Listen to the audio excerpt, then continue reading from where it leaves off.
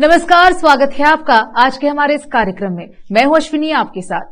आज हमारे साथ जुड़े हैं बीदर से एक खास मेहमान जिन्होंने यूपीएससी में कीर्तिमान रचकर बीदर वासियों का सिर गर्व से ऊंचा किया है।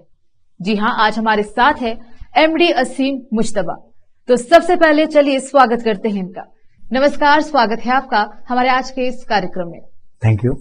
तो सबसे पहले आपको हम सभी की तरफ से ढेर सारी शुभकामनाएं।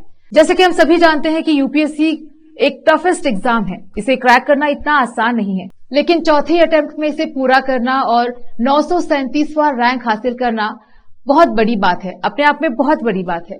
तो सबसे पहले हम जानना चाहेंगे इसके लिए आपको प्रेरणा कहां से मिली? आपने कब सोचा कि आपको यूपीएससी करना चाहिए? सबसे पहले the basic inspiration was Harsh Gupta sir, earlier DC, and PC Jafar sir. But that inspiration did not channelize for me to start preparation. But जिस साल नदीम भाई IPS, one of my senior and my guide, my cousin, and he got cleared into civil services, he motivated me. And then with his brother Haris Sumer, who is now an IAS officer, I started preparing and now I'm an officer.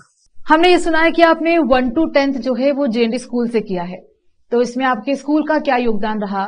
और PUC आपने चैतन्या से की है, जबकि बहुत सारे students हैं जो बीदर में आते हैं पीयूसी करने के लिए, तो क्या वजह रही कि आप बीदर से चैतन्या चले गए?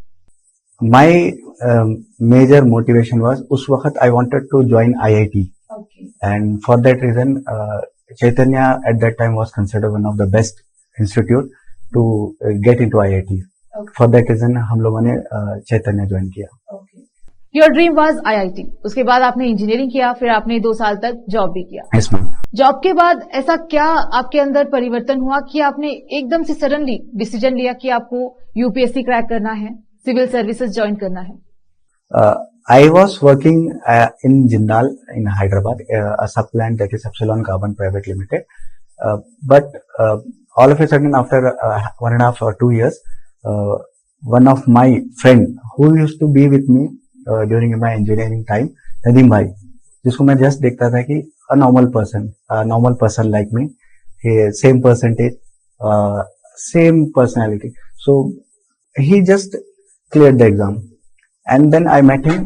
उन्होंने बोला, Asim, you are I have seen you that you are a hard working person, and if you want to channelize your hard work, why don't you try civil services? And then I clicked me कि hard work तो किधर भी करना है, but अगर if I am being an engineer, I could impact only a few sections of the society. But if I am becoming a civil servant, then I could have an impact on larger section of the society with my individual one decision. So for that reason मुझे एक ये motivation मिली and I started preparing. कि जैसे कि हम सभी जानते हैं कि यूपीएससी एक बहुत ही टफ एग्जाम होता है और बहुत सारे लोग कहते हैं कि इसे क्रैक करने के लिए 12 घंटे की लगातार पढ़ाई करनी होती है। तो हम आपसे जानना चाहेंगे कि आपने ऐसी कौन सी स्ट्रैटेजी अप्लाई की जिसकी वजह से आज आप ये मुकाम हासिल करने में कामयाब रहे? That is true that for civil services hard work जरूरी है, बिकॉज अगर आप देखा जाएंगे तो अभी मैंने बताया कि I haven't cracked IIT nor medical examination, but I cracked UPSC. That means hard work is necessary and UPSC is a very achievable job. But इसके साथ मैंने जो मेरी स्ट्रैटेजी रही है, मैं अपने दिन के कम से कम 10 घंटे जरूर देता था, क्योंकि एग्जाम की डिमांड यही है that you have to be consistent enough and do hard work enough that you are able to get involved in the process. Because जब तक you doesn't get involved, that understanding not just of the subject is linked with the society. क्योंकि अगर आप देख रहे हैं syllabus किस तरीके से डिजाइन किया गया, history, economy, polity and society, geography, तो ये सब्जेक्ट्स जो है ना, नॉट जस्ट फैक्चुअल इंफॉर्मेशन दे रहे, एक ह्यूमन की पर्सनैलिटी को डेवलप करें कि आप अगर ऑफिसर बन रहे हैं तो किस तरीके से आप सोसाइटी को डेवलप कर सकते हैं। तो मेरी स्ट्रैटेजी इसी बेसिस पे रही है। सो 10 घंटे की लगातार पढ़ाई करना अपने आप में बहुत बड़ी बात है। तो आप पढ़ाई के अलावा कौन सी चीजें करते थे जिससे आप एकदम रिफ्रेश रहे और आप कॉन्स्टेंटली पढ़ाई में आपका ध्यान लगा पाए? मैं पढ़ाई के साथ एक तो I am a music lover and usually मैं सूफी म्यूजिक के ऊपर ज्यादा फोकस करता हूँ. तो I use to listen to music. Maybe कभी अगर मैं 2-3 घंटे कंटिन्यूसली पढ़ लिया तो उसके बाद तो मैं म्यूजिक सुनता था. एंड डेली एक शेड्यूल था कि इवनिंग में 5 to 6 या 5 to 7 I use to play table tennis, one of the favourite sport of mind. मतलब आप फिजिकली भी बहुत एक्टिव थे, स्पोर्ट्स में आपकी काफी रुचि रही है. एंड कहते हैं ना कि music is the best therapy. एक खास सवाल आपसे पूछना चाहूंगी मैं कि जैसे कि कहते हैं कि यूपीएससी की जब कोई तैयारी करता है तो वो जैसे कि सोसाइटी से पूरा आइसोलेट हो जाते हैं, ओनली पढ़ाई. तो इस बारे में आप क्या कहना चाहेंगे? आप क्या टोटली अपने फैमिली, फ्रेंड्स, रिश्तेदार सभी से दूर थे? कैसे आपने अपने पढ़ाई पे भी फोकस किया और कैसा रहा उस दौरान आपका life? That is true to an extent because the nature of exam is such that आपको कुछ हद तक आइसोलेट होना ही पड़ता है. But there is something called individual isolation and societal isolation. मैं सोसाइटल आइसोलेशन पे ज्यादा फोकस कर रहा था. बट मुझे जो चाहिए, जैसे मैं सिर्फ I never use to just sit and study. मैं सब कुछ करता था, मैं पढ़ाई भी करता था, उसके साथ मैं खेलता भी था, मैं टीवी सीरीज भी देखता था एंड देन म्यूजिक भी सुनता था. तो मेरी स्टडी 360 डिग्री रहती थी. आप सेल्फ आइसोलेट कभी नहीं हुए? सेल्फ आइसोलेट कभी नहीं हुआ मैं. तो सर ये तो हो गई आपकी पढ़ाई की बात. अब हम बात करेंगे कि मतलब आपने जैसे डिसाइड किया कि आपको यूपीएससी क्रैक करना है जी, तो कैसी थी उस टाइम आपके माइंडसेट? क्योंकि ये टफेस्ट एग्जाम है. तो आपने अपना जॉब क्विट किया, फिर आपने तैयारी शुरू कर दी. जब आपने अपना फर्स्ट अटेम्प्ट दिया और उस वक्त आपका क्लियर नहीं हो पाया, सो उस टाइम पे आप कैसा फील कर रहे थे? जब मैंने फर्स्ट अटेम्प्ट दिया and I miss just by like 1 or 2 marks. And then I thought कि अगर मैं पहले अटेम्प्ट में इतने टफ एग्जाम में यहां तक आके रुक रहा हूँ, that means I just need a small push. And then मैंने वही चीज को पॉजिटिवली लेते हुए चला. एंड मेरी स्ट्रेटेजी ये थी कि मैं जब भी कोई एग्जाम दे रहा था या फिर कोई भी टेस्ट सीरीज दे रहा था, I used to give that test and उसके बाद उसको एनालिसिस करता था कि what is my mistake and was that mistake avoidable, and if I am doing a mistake उसका क्या रीजन है, क्या मेरे पास नॉलेज कमी थी या फिर और कोई गलती हो रही है जिसकी वजह से I am doing that mistake. And I used to recognise it, I used to work upon it, and then I used to give my next attempt, your next test. So this was my mindset. जब आपने UPSC की तैयारी करना शुरू किया और 1-2 बार में जब आपका यूपीएससी क्लियर नहीं हुआ, सो कहीं ना कहीं थोड़ा सा इमोशनल इम्बैलेंस रहा होगा, कहीं ना कहीं आपका कॉन्फिडेंस डगमगाया होगा. सो उस टाइम पर वो कौन लोग थे जिन्होंने आपको सपोर्ट किया जिसके कारण आज आप इस मुकाम पर हैं? After 2-3 attempts when I was not able to clear, mental breakdown तो होता था and it was a common thing. But मेरे स्ट्रॉन्गेस्ट पिलर मेरे पेरेंट्स, जिन्होंने मुझे सपोर्ट किया. पेरेंट्स ने बोला कि नहीं हो रहा है तो बेटा कोई टेंशन नहीं, we are there for you, you give your best, you try to achieve your dream. And that support, that particular line has in a way motivated me कि now I should not give up. And then my friend Haris, who had become IAS at that time, वो हमेशा यही बोलता था, Asim you need only one prelims and you will be an officer. And because of his motivation, just in one prelim, when जब भी मेरा जिस साल मेरा prelims हुआ उसी साल मेरा मेंस हुआ and then उसी साल मेरा इंटरव्यू क्रैक किया and मैं ऑफिसर हूँ.